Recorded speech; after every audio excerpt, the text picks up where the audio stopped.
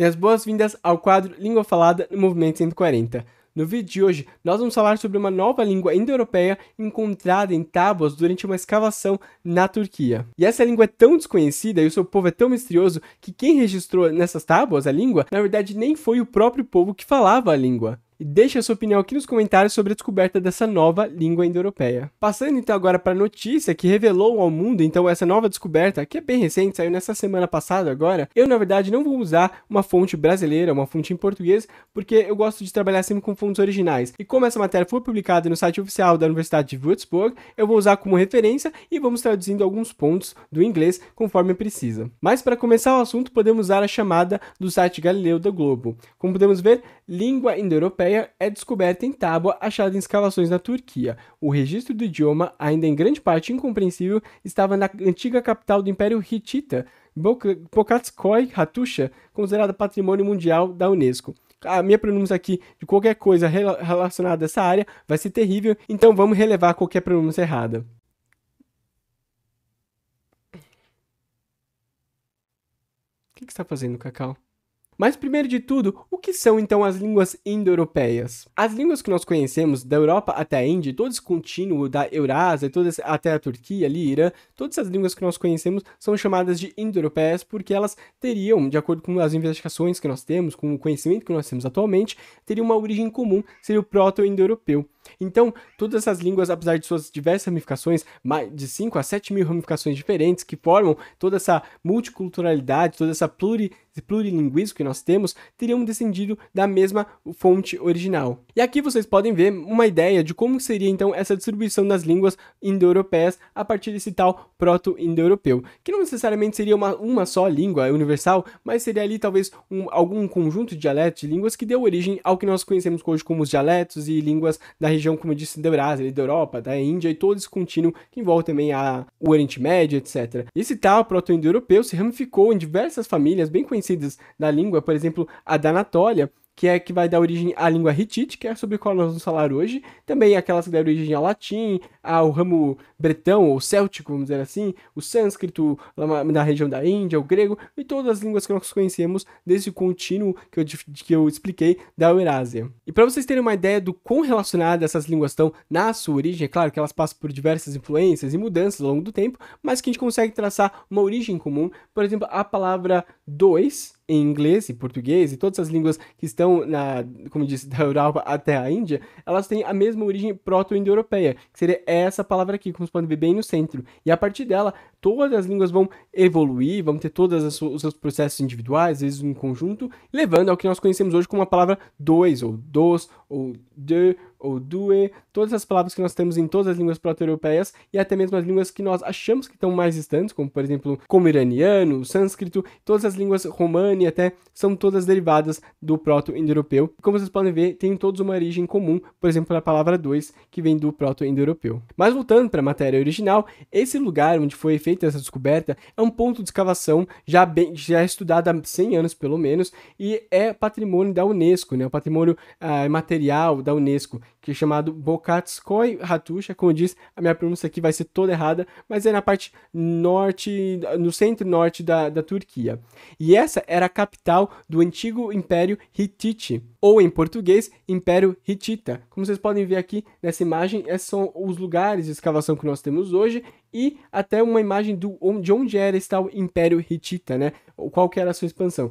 Dá para perceber que ele pega aqui desde do Oriente Médio, aqui sobe a Turquia toda, vai até aqui a parte da Anatólia, até essa fronteira com a Europa, como nós conhecemos hoje, que é aqui a parte de Istambul, e até envolve a tal famosa cidade de Troia. E esse império era tão grande que envolvia diversas outras regiões, diversos outros povos que falavam outras línguas. Aliás, essas línguas que nós vemos nessa região desse Império Hitita, na verdade, são as possíveis línguas que podiam ser faladas na época de Troia. Lembrando que a cidade de Troia nunca existiu como uma só cidade. Na verdade, o que nós ouvimos, aquelas histórias que nós ouvimos de Homero e tudo mais, são uma compilação de diversas fases, diversas histórias que se contou sobre aquela região ao longo do tempo. Em últimas escavações, últimos documentos que eu vi, havia pelo menos 9 Troias diferentes, com características próximas a cada parte das histórias que nós vimos. Por exemplo, teve uma cidade que foi incendiada de fato, outra que teve seus muros invadidos, então houve diversas Troias diferentes, pelo menos 9 Troias, uma construída em cima da outra, que passaram ao longo do tempo,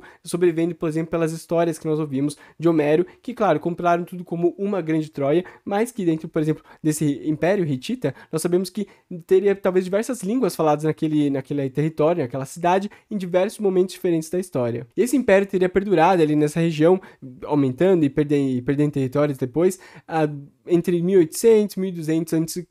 Portanto, como eu disse, esse lugar já era investigado, já havia escavações há pelo menos 100 anos e já haviam descoberto diversos textos em tábuas de argila, que é o que nós vemos o registro daquela forma cuneiforme de escrita. A forma cuneiforme de escrita é a forma mais antiga de escrever, de registro que nós temos de civilizações antigas, e vocês podem ver aqui, por exemplo, como que é a cara dessa ideia de escrita cuneiforme, ou seja, com um pedaço de pedra afiada, se bate na parte traseira da argila e começa a fazer essa escrita a partir de traços, e aí se registra, por exemplo, textos, rituais, como nós podemos ver aqui, ela tem sempre essa cara de vários tracinhos, um agrupados perto do outro, formando então a tal da escrita cuneiforme. E já se descoberto milhares de tábuas escritas nessa linguagem cuneiforme e hitita, desse tal império dessa região que nós vemos aqui, e, aliás, essa língua hitita era a língua indo-europeia mais antiga que nós conhecemos, ou pelo menos até o momento é a mais antiga que nós conhecemos. Só que o que chamou a atenção nessa última escavação, nessa última descoberta, foi que apesar de ser comum encontrar, por exemplo, tábuas falando sobre alguns rituais, sobre cultos religiosos dessa região, etc., se descobriu uma tábua de uma argila que era escrita, descrevia, claro, um culto religioso pelo padrão que se via ali, mas era escrita numa língua que não é conhecida até hoje. E apesar da novidade de se encontrar uma língua completamente desconhecida, mas numa região já conhecida antes, com uma língua já conhecida que era o hitita, por exemplo, o investigador líder dessas escavações, dessas pesquisas, diz que não é uma novidade tão grande, já que esses povos hititas são conhecidos por registrar rituais religiosos, por exemplo, em outras línguas. Então isso já acontecia antes e agora foi só mais uma língua que a gente não tinha conhecimento. E pelo texto de referência que nós temos em hitita, já se sabe que, por exemplo, essa língua desconhecida é da região chamada de Kalasma, ou pelo menos Kalasma é como eu consigo ler, mas a pronúncia é clara que está errada, que é hoje que nós conhecemos na Turquia como a região de Bolu ou Gerede. E esses textos ritualísticos escritos pelos escribas do rei Hitita já refletiram diversos outros aspectos e tradições das culturas da Anatólia, da Síria e da Mesopotâmia também. E um especialista em línguas antigas da Anatólia, que é essa região mais ao norte da Turquia, mais próxima da Europa, já confirmou que essa língua pertence sim ao ramo da Anatólia e das línguas indo-europeias. Então, ela se relaciona com outra língua indo-europeia que nós conhecemos já, que é a Luvian, que tem essas características mais próximas dessa tal língua desconhecida. E o problema é que não divulgaram como que seria então como são essas tábuas dessa nova escrita desconhecida. Mas se ela tem características parecidas com essa tal língua Luvian, eu decidi então pesquisar para ver como que ela apareceria. E essa tal língua Luvian, ela tem na verdade uma forma em hieroglifos e também uma forma em cuneiforme, como nós vimos antes. Então essa seria a forma em hieroglifos, tipo parecido com o que nós vemos com aquelas formas de escrita antiga do Antigo Egito, né? Que seria da uma época parecida mesmo, como vocês podem ver aqui nessa imagem. E também nós temos a forma cuneiforme dessa tal língua Luvian, que teria traços bem parecidos com a tal nova língua descoberta aí da região de Kalasma. Então a gente consegue ver, por exemplo, nessa pedra aqui, essa língua cuneiforme que nós vimos, e a outra forma também descrita nessa língua, que seria em hieroglifos. E aqui vocês podem ver, por exemplo, algumas significações, ou de como soaria e o que significaria alguns desses hieroglifos. Jua, Wini, Juani, In, An, Taris, Mawa, Mu, Unja, Tadish, Anish, Jid.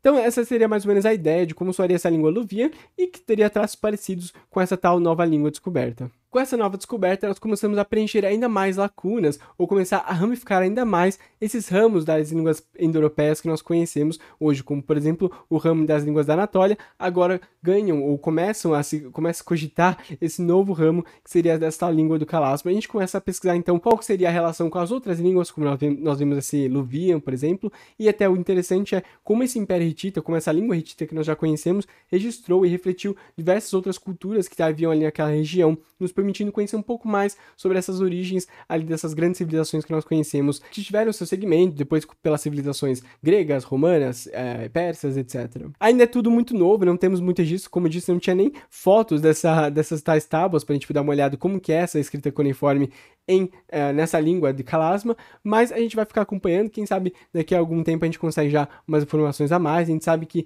quando se descobre é legal divulgar, tem que se divulgar para poder até justificar o financiamento dessas investigações muitas vezes, mas conforme vai aparecendo novidades, a gente traz aqui pro canal, porque eu acho que interessante também, apesar de não tratar sobre línguas antigas aqui nesse canal, acho interessante conhecer um pouco mais sobre essas tais línguas que compõem o grande quadro das línguas indo-europeias. Deixa aqui embaixo nos comentários se você já tinha pesquisado um pouco sobre essas tais línguas da Anatólia, já conhecia um pouco dessas línguas antigas, todas indo-europeias, é claro, mas se você já conhecia um pouco mais dessas línguas antigas. Mas eu vou ficando por aqui, já curta o vídeo, se inscreva no canal para acompanhar mais conteúdos como este. Você também pode deixar aqui embaixo comentários e até sugestões para próximos vídeos. Nós também estamos no Instagram, basta procurar por movimento.140 e também Movimento 140 no TikTok.